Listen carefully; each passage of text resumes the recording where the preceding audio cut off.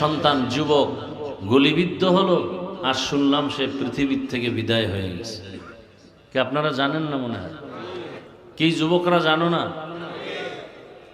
এটা একটা বিচ্ছিন্ন ঘটনা মাত্র, স্বাভাবিক। মনে করো একটা কাককে গুলি মারছে, এরকমই। আফসোস, কুত্তা মারলে বিচারের কাঠগড়ায় দাঁড়ানো হয়। হ্যাঁ, একটা শিশু বাচ্চা 6 ইঞ্চি পাইপের মধ্যে ঢুকে গেছে,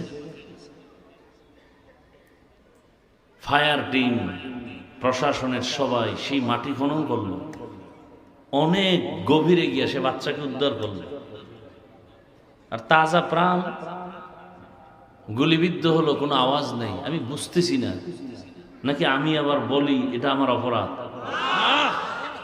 কোনো আওয়াজ নাই।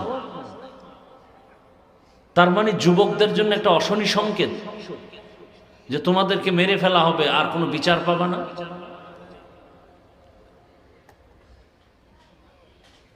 বড় আফসোস।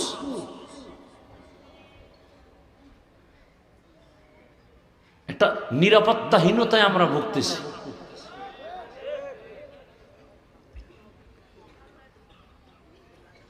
মাইকের সামনে বহু বক্তব্য হচ্ছে, কিন্তু এই যে দিবালোকে একটা অপরাধ হলো, এ বিষয়ে কোনো আওয়াজ শুনতেছি না। বরং ঘুমায় স্বপ্ন দেখতেছি এটা নাকি বিচ্ছিন্ন একটি ঘটনা, ঘুমের মধ্যে দেখতেছি। সজাগ দেখছি তাহলে বলবে যে কে কইছে, ক আর এক জ্বালা। আল্লাহ হেদায়াত দান করুন। দোয়া তো করলাম, যারা অসুস্থ আল্লাহ সুস্থ করেন, যারা দুনিয়ার থেকে বিদায় হয়েছেন। এমন একটা দিন নাই যে লাশের মিছিল নেই, পানির নিচে, গাড়ির নিচে, ঘুমের বিছানায়। আল্লাহ সবাইকে জান্নাত দান করেন।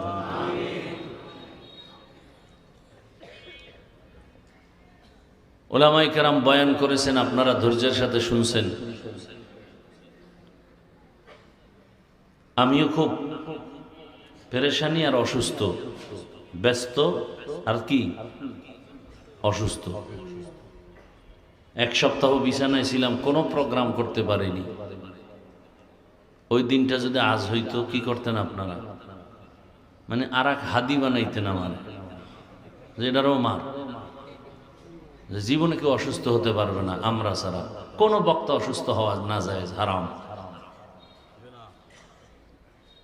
তো যেই বেয়াদ্দব গুলো আলেমের ব্যাপারে কথা বলতে চিন্তা করে না, ফট করে একটা বলে ফেলবে,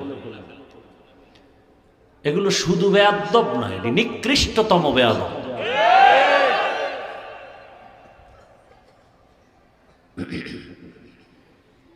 এক জায়গায় শুনলাম একজন বক্তা আসতে দেরি হয়েছে, এই জন্য উল্টাপাল্টা ব্যবহার শুরু করেছে।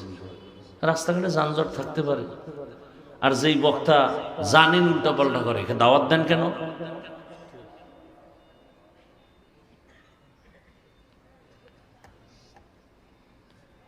আল্লাহ হেদায়াত দান করুন। সারাদিন মাদ্রাসায়, ঘুমের পেরেশানি। মাহফিল আগামী শুক্রবার, কালকে। কি আগামী বলতে কালকে? আর আগামী শুক্র নেই, 26শে ডিসেম্বর। সেই ব্যস্ততাই ছি। এখন গিয়ে আবার সেই ব্যস্ততা, এরাতে আর ঘুম নেই। আবার সকাল 8টায় আবার মিটিং, জুমা, এরপর সিরাজগঞ্জ, দৌড়। এই প্যান্ডেলে 3 দিন বয়ে যা খরচ, আমার একদিনের মাহফিলের থেকে বেশি খরচ।